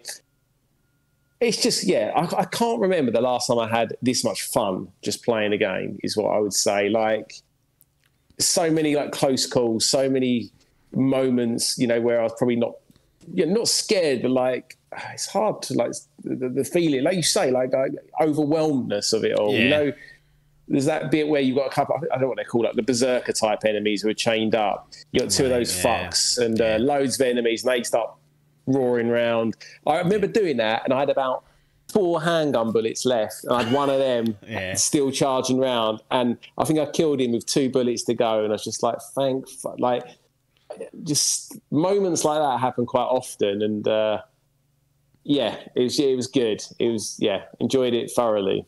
Excellent. Well, let's do the formalities of Resident Evil 4.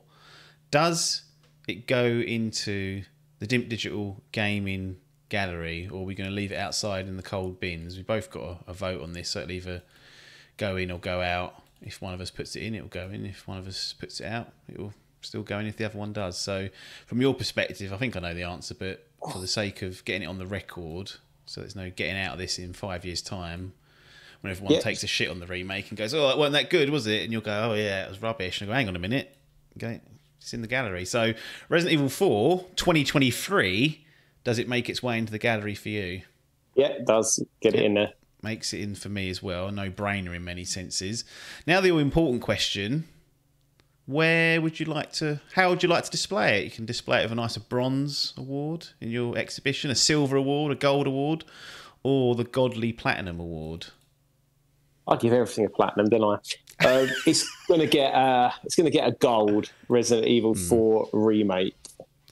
I'm going to completely just copy you and say exactly the same. So 2 golds for Resident Evil 4, and I think that's where I put Resident Evil 2, citing the campaign to be a bit of a blower on that. With this one, it just felt a little bit... There's just a few things that annoyed me. I think I just preferred the overall vibe of 2 as well. But narratively, I said it's fine. I think this is a better job because it's just a single story rather than trying to do Campaign A and Campaign 2 or whatever they were doing with Resident Evil 2. A little bit clunky at times, but still a really great game. And even in 2023, you can kind of see that the game's holding up. And I think it's been modernised a fair bit, though. I mean, those saying, the original would stand up today, I'm not going to agree with that. I know Adkins will...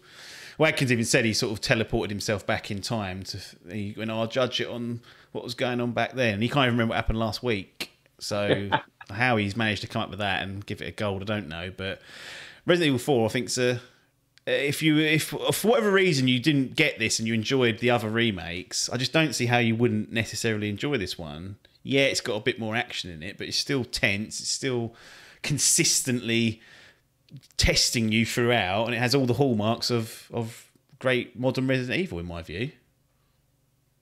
Agreed. I've got a couple of last minute questions. Probably should have got these in before. What did you do, like, weapon wise? Because it's obviously quite... It's kind, isn't it? You can upgrade as much as you want and sell and almost get all your... I think you get like 90% of it back. Yeah, it's like you don't really lose a lot by doing that. So I picked basically not the first handgun, but a second handgun that I found, which I think had the most power. And I was like, I want power over accuracy here. Like, I knew I could just work around any of the, the crap coming back and the struggle with aiming. So I went for that. Obviously got to have some form of shotgun in there, and if there's various upgraded ones coming through, I upgrade. Then again, I was going for power and all this stuff. Like, I was just thinking more bang for my buck where possible. I used the light machine gun, or whatever you'd call it, the sort of like Uzi type weapon, more than I thought I would, and really I only ever used that when I've randomly picked up weapons for it. Obviously, at some point, if you can find or buy a Magnum, that's always useful just for those final stages, just to make that a little bit easier, because it gets a bit crazy, as all these games do. But genuinely, I was just pumping a lot of points into power. I was upgrading the knife, which is breakable, but you can repair it and upgrade it. I put the durability of that up. And then also the body armor, I felt like that was a useful tool to have just to avoid the amount of damage that I was taking. So yeah, towards the back end, I didn't buy many new weapons from the merchant. I was doing all of the side quests. I've done all the treasures, found all that. That's kind of, I think it took me 20 hours to do the game in total. I think that's what my time clocked in at. So I was spending a fair old amount of time just searching through the game itself. One other negative, and I think this is maybe the main thing that may have cost me giving it the full sort of grade, plus the other things, was there's moments in the game where you're locked off from going back to certain areas and environments, and throughout the game, the merchant, who's great in this, he's an excellent character. He doesn't really have much lore behind him, but he's just a nice lad to bump into. He will say, if you've got other things to do, best do them now or live to regret it, all this sort of cryptic bollocks that he talks in, whilst having a very, I would say, Cockney accent tied to his character. So anyway, he says that throughout. So as soon as he said that the first time, I was like, okay, it's a nice trigger for me to go back and just clean up if I wanted to do that.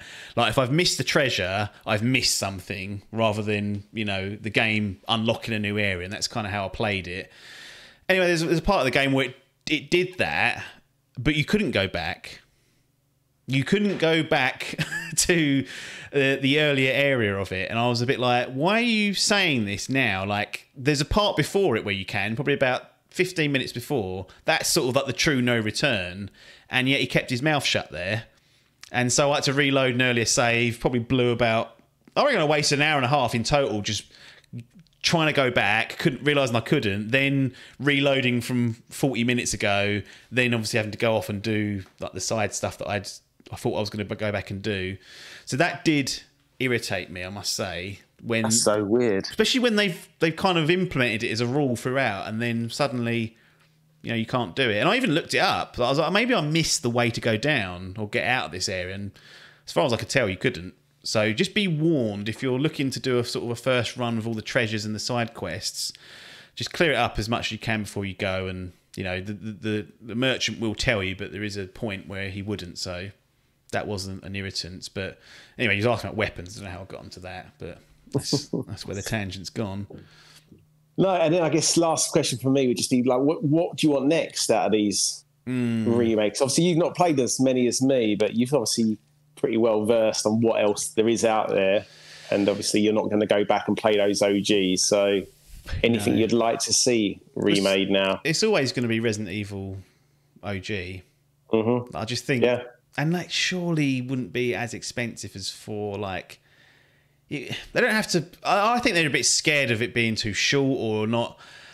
You know how Resident Evil 3 basically got slagged off for being too short and they're charging full. I wonder whether it's just something they can't think of a way to meaningfully expand it and be happy with it, because I don't remember the first one being that short. Like, most people clock it in about 9 hours, but this is double the length now, and it kind of... Yeah, the third one was strange though, because they obviously cut big for basically no reason. 2 was a huge success. I think it was a timing thing, or I heard that they were originally going to do maybe both of them as a package. I don't know what the reasoning was. It made no sense to me just to cut it. One from only. I mean, you can speedrun all these games quick, especially on a second run and whatnot. But I think 1 is, you don't have you do have an A and B campaign, but it's not as different as 2. No. But I would still say it's similar length to 2, maybe. You're probably right, yeah. That's what I would want anyway. But I just got a feeling they won't do it. Maybe it's not for the reasons I highlighted. Maybe it's just because they're like, we've done it. We've remade it once. And it's like, well... 20 years ago again now, though, isn't it? So exactly. And you think how what they could do with that mansion with, like, the fidelity and the atmosphere, the light. They could make that game proper scary, proper claustrophobic, like older school, back to sort of like Resident Evil 2 levels of, in a modern take. I just always think that's the one that, then you can just sell 1 through 4 and say these are the 4 best ones. And then what you do with 5 and 6, I don't know. I don't know how much appetite there is for 5 or 6. I mean, you could do them and make them better, and then people would have less of a sour taste in their mouth, particularly with 6, which we are unfortunate enough to play through. But I still think you're just missing that original, like the origins of it all. It's like, let's go back and do that. What about you? Because I know you've played a lot of the side, the sort of non numbered entries, which some people say equally as good, but yeah, you've got 1 Veronica and 0. Yep. Would be the ones like the old school ones to complete this out. I mean, and Veronica was mainline. I mean, I guess 0 was as well, but I didn't feel it as much because I guess they were tied to one console. Those ones, not everyone got a chance to play them. And yeah, agree with you. Like 1 is the obvious choice. Just bizarre that they started this whole with 2. With 2, I mean, it's not because that was. It's a great game and it just got a great remake. But now we've had it continued on. It would feel a bit odd going back to 1. But yeah, obvious choice. Yeah, and then 5 and 6 are the more difficult ones because obviously they are more modern and they're not, especially 6 is a poor game. So you were doing a lot of changes there to make that. Would they still do the free campaigns, do you think, with 6? Or? God knows. But arguably... the ones that probably need a remake the most because they're not the best. I mean, yeah, I don't know. I like this stuff. I like the fact you got that mainline series, then these remakes. They're coming out relatively often. So whatever they do, I think they're on a good streak, Capcom. So just long may it continue. I just remember when people used to call them Crapcom, like not too many years ago. They were on a real downward spiral, and then really with Resident Evil 2 and Monster Hunter World, the Monster Hunter Rise that's come out since then, they're back. Street Fighter 5, I know, was a bit of a downward turn because it was a bit bare bones at launch. We've got 6, which seems like it's imminent. So they're doing a good job. They're one of the few developers and publishers that are just sort of everything they're touching just seems to be good or great. Like, they just don't seem to miss. And these are all like legacy franchises, like people that have a lot of nostalgia for, a lot of love for, and they're just doing such a great job with them. They're handling them so well. As you look at others with the likes of Halo not handling them so well. And Konami, another one sitting on gold. Get that Kojima back. Yeah. It's got to be done, isn't it? Castlevania. Get them out there. I mean, I think within the week or so, or maybe a couple of weeks, we're going to find out a lot more about what Konami are up to. There's rumours that MGS3 remake, Castlevania game... Oh, really? What's the one they did? Is it Silent Hill, their one? Yeah, mate, they'll be those Pachinko machines or whatever, though. Pachinkos, yeah. They'll fucking blow No, it. I think they're making a comeback to video games. They've seen there's money to be made. Hopefully.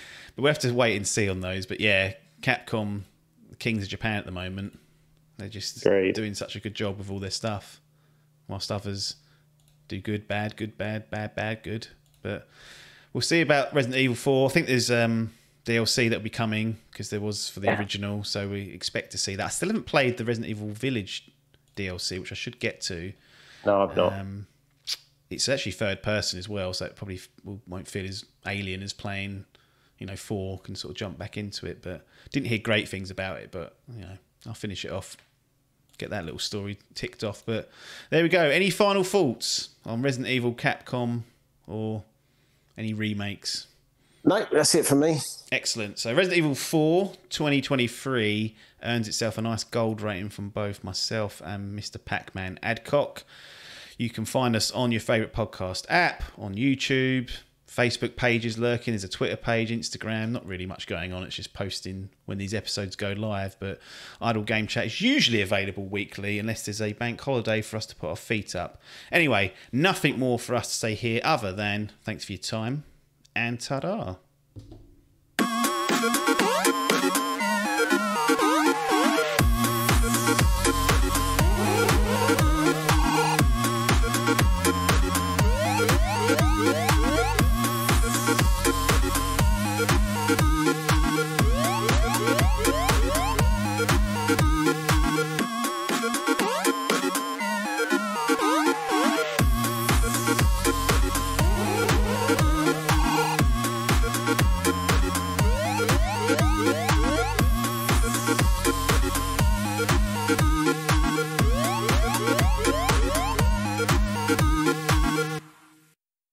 This was a Dimp Digital production.